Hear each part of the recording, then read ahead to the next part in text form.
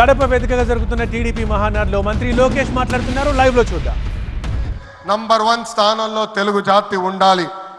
అన్ని రంగాల్లో మన తెలుగు వారు ముందు ఉండాలి. ఇది ఎజెండాగా పెట్టుకుని మనందరం పని చేయాల్సిన అవసరం ఉంది. రెండోది యువగలం.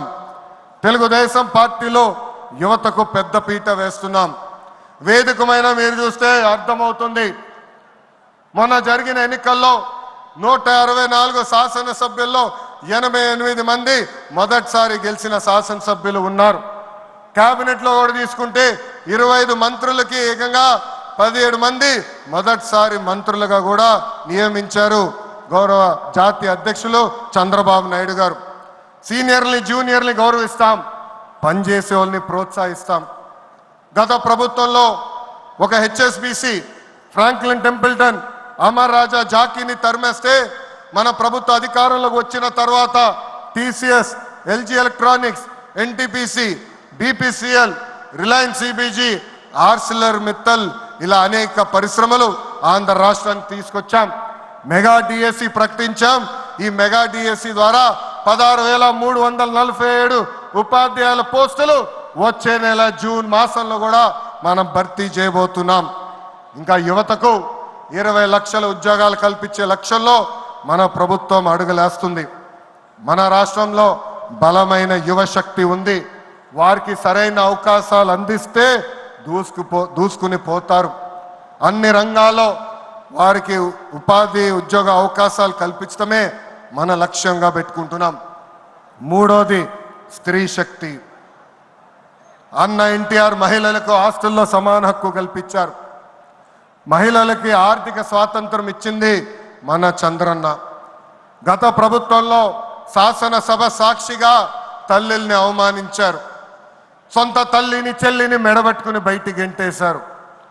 అర్థమైందా రాజా? అర్థమైందా రాజా?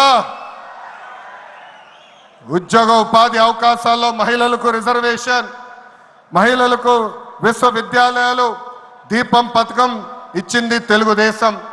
రానున్న రోజుల్లో మహిళల్ని మరింత బలోపేతం చేసి స్త్రీ శక్తి ద్వారా మనం కృషి చేయాలి. పార్టీ పదవుల దగ్గర నుంచి అన్ని రంగాల్లో మహిళల్ని సమానంగా బాధ్యత భద్రత కల్పించాలి. ఈరోజు నేను కొన్ని విషయాలు మీకు చెప్పాలనుకుంటున్నా. చట్టాలు శిక్షల వల్ల సమాజంలో మార్పు రాదు. సమాజంలో మార్పు రావాలంటే మన ఇంట్లో మార్పు మొదలవ్వాలి. ఇప్పుడు కూడా మనం కొన్ని పదాలు వాడతాం.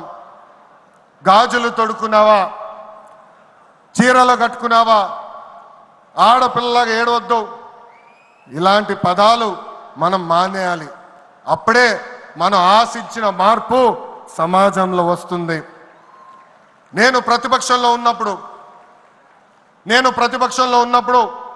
ఆనాడు ఒక మహిళా మంత్రి నాకు చీర గాజులు పెడతానని చెప్పారు. ఆనాడే చెప్పా ఆమెకి, చీర గాజులు పంపించండి, మా అక్క చెల్లెలకు పెట్టి వాళ్ళు కాలు మొక్కి ఆశీర్వాదం తీసుకుంటానని.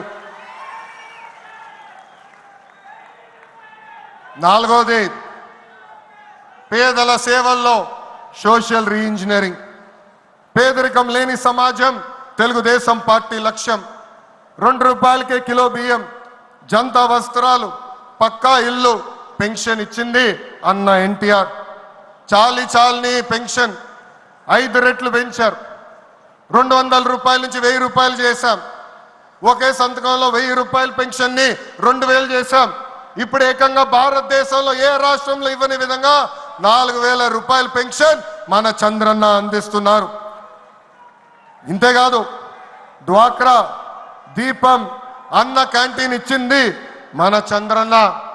భారతదేశంలో ఏ నాయకుడు సాహసం చేయలా, కానీ మన నాయకుడు చంద్రన్న సాహసం చేసి ఎన్ని ఆర్థిక ఇబ్బందులున్నా ఇచ్చిన బాబు సూపర్ 6 హామీ నిలబెట్టుకునేందుకు ముందలికి అడుగులేస్తున్నారు. మన ప్రభుత్వ అధికారులకు వచ్చిన వెంటనే పెన్షన్ పెంచాం. మూసేసిన అన్న క్యాంటీన్లు తిరిగి ప్రారంభించాం. మెగా డిఎస్సి ఏర్పాటు చేశాం. వచ్చే నెలలో తల్లికి వందనం ఇస్తున్నాం. ఆగస్టు మాసంలో ఉచిత బస్ ప్రయాణం కూడా మన ప్రభుత్వం అందజేయబోతుంది. ఇప్పుడు ఏకంగా P4 కాన్సెప్ట్తో పేదరికం నుంచి కుటుంబాలు బయటికి తీసుకొచ్చేందుకు చేయూత అందిస్తున్నారు మన చంద్రన్న. తెలుగుదేశం పార్టీ ఆవిర్భావం తర్వాత బడుగు బలహీన వర్గాలకి ఆర్థిక రాజకీయ స్వాతంత్రం వచ్చింది. పార్టీకి పునాదిగా ఉన్న మన బీసీలకి ఏకంగా స్థానిక సంస్థల ఎన్నికల్లో 33% రిజర్వేషన్ అందించింది తెలుగుదేశం పార్టీ. అందరికీ ఆమోదంతో ఏకంగా వర్గీకరణ చేసింది కూడా తెలుగుదేశం పార్టీ. అందుకే ప్రతి వర్గానికి న్యాయం చేయాలి, సోషల్ రీఇంజనీరింగ్ చేయాలనే లక్ష్యంగా మనందరం పెట్టుకోవాల్సిన అవసరం ఉంది. ప్రస్తుత పరిస్థితుల్లో అన్ని కులాలకు సామాజిక సమన్వయం కూడా అవసరం ఉంది. ఐదోది అన్నదాతకు అండగా. రైతులు లేకపోతే సమాజమే లేదు. ఈ సిద్ధాంతం బలంగా నమ్మే పార్టీ తెలుగుదేశం పార్టీ. అన్న ఎన్టీఆర్ గారి దగ్గర నుంచి మన చంద్రన్న వరకు రైతుల జీవితాలు మార్చేందుకు కృషి చేశారు. డ్రిప్ ఇరిగేషన్ దగ్గర నుంచి ఇరిగేషన్ ప్రాజెక్టుల వరకు, సబ్సిడీ హార్టికల్చర్ వరకు ప్రోత్సహించింది తెలుగుదేశం. ఈరోజు మనం ఆక్వా, పామాయిల్, కోకో రంగంలో మనం నంబర్ 1 ఉన్నాం. మామిడి, జీడి పంటల్లో 2వ స్థానంలో ఉన్నాం. దీనికి కారణం తెలుగుదేశం పార్టీ. అన్నదాతకు తెలుగుదేశం ఎప్పుడు అండగా ఉంటుంది. పొగాకు, కొక్కో, మిరప ధరలు పడిపోతే ఏకంగా గిట్టుబాటు ధర ప్రకటించిన నాయకుడు మన నాయకుడు చంద్రబాబు నాయుడు గారు. బంగారం లాంటి భూములు మన రాష్ట్రంలో ఉన్నాయి. వ్యవసాయం కరెక్ట్గా ప్రమోట్ చేస్తే బంగారం పండించే శక్తి మన రైతుల దగ్గర ఉంది. అందుకే అన్నదాతకు అండగా అనే విధానాన్ని మనం అమలు చేయాలి. ఆ రోజు నాకు మనసుకు దగ్గర ఉండేది కార్యకర్తలే అధినేత. ఒక అంజిరెడ్డి తాత, ఒక మంజుల, ఒక తోట చంద్రయ్య నాకు స్ఫూర్తి. ఆనాడు పొంగనూరు నియోజకవర్గంలో అంజిరెడ్డి తాత స్థానిక సంస్థ ఎన్నికల్లో నామినేషన్ వేసేదానికి వెళ్తే ఆనాటి పాలకులు అడ్డం తిరిగారు. తొడగొట్టి మీసాలు మిలేసి రండి నేను నామినేషన్ వేసి చూపిస్తానని చెప్పారు ఆ మన అంజిరెడ్డి తాత. బూత్లో రిగ్గింగ్ జరుగుతుందని బూత్కి వెళ్ళి కూర్చుంది మంజుల. ఏకంగా మంజుల గారు ఉంటే బూత్ రిగ్గింగ్ జరగదని ఆమె పైన దాడి చేశారు. రక్తం గారుతున్నా భయపడలేదు. చివరి ఓటు పడే వరకు, ఈవీఎం బాక్స్ కి తాళం వేసే వరకు ఆ బూత్ లో నిలబడింది మన అక్క మంజుల.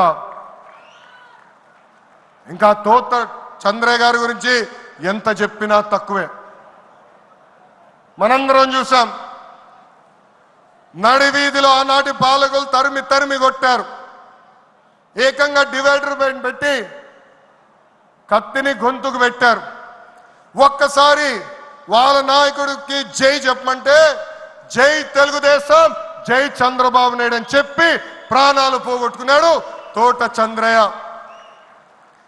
ఈరోజు నేను ఈ సభాముఖంగా గర్వంగా చెప్తున్నా, ఆంధ్ర రాష్ట్రంలో ఎప్పుడు జరగని విధంగా తోట చంద్రయ్య కొడుకు కూడా ఈ రోజు మన ప్రభుత్వ ఉద్యోగం ఇచ్చింది.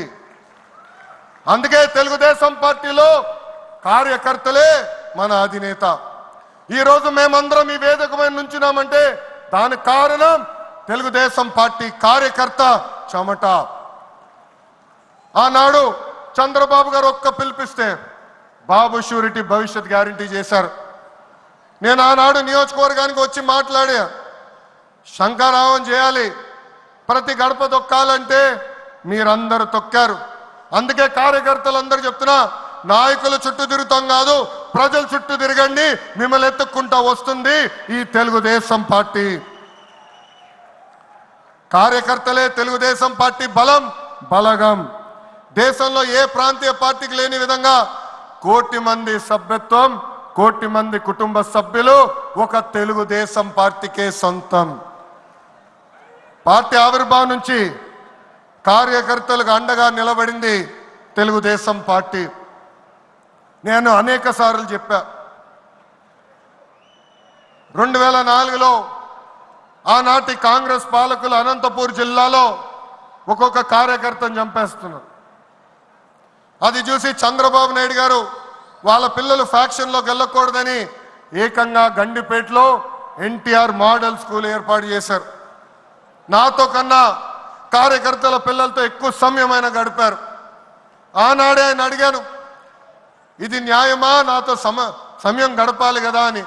ఆయన ఒకటే అన్నారు, ఆ పిల్లలకి తల్లిదండ్రులు లేరు, ఫ్యాక్షన్ దాడిలో చంపేశారు, వాళ్ళ కళ్ళల ముందర చంపేశారు, వాళ్ళకు ఒక తండ్రిగా నేను నిలబడాలి, అది నా బాధ్యత అని చెప్పిన వ్యక్తి చంద్రబాబు నాయుడు గారు. యువగలం పాదయాత్రలను కలిసా, వాళ్ళ కష్టాలు నేరుగా నేను చూసా. చంద్రబాబు నాయుడు గారు చేసిన సేవ ఆ పిల్లలు ఈరోజు కూడా మర్చిపోవట్లేదు. కార్యకర్తల కష్టం వస్తే మొదటిగా స్పందించిన పార్టీ తెలుగుదేశం పార్టీ. అలాంటి కార్యకర్తలకి అనేక సంక్షేమ కార్యక్రమాలు చేస్తున్నాం. 5 లక్షల రూపాయలు ప్రమాద బీమా, విద్య, వైద్యం, ఉపాధి కూడా కల్పిస్తున్నాం. జాతీయ అధ్యక్షుల పిలుపు మేరకు అలాంటి కార్యకర్తలు ఆదుకునేదానికి, వాళ్ళ సొంత కాలుపై నిలబడడానికి, వాళ్ళకి ఆర్థిక స్వాతంత్రం వచ్చేదానికి ఒక ప్రణాళిక కూడా మేము రూపొందిస్తున్నాం. ఈ 6 శాసనాలు మనకు కీలకమైంది. వేదికమైన పెద్దల దగ్గర నుంచి నా ముందలున్న తెలుగుదేశం పార్టీ కుటుంబ సభ్యులందరినీ ఒక విషయం తెలపాలనుకుంటున్నా. కష్టకాలాలు వస్తాయి, మన రోజు కొన్ని నిర్ణయాలు తీసుకోవాల్సి వస్తుంది. ఒక మంత్రిగా, జాతీయ ప్రధాన కార్యదర్శిగా నేను కూడా కొన్ని నిర్ణయాలు తీసుకోవాల్సిన అవసరం ఉంటుంది.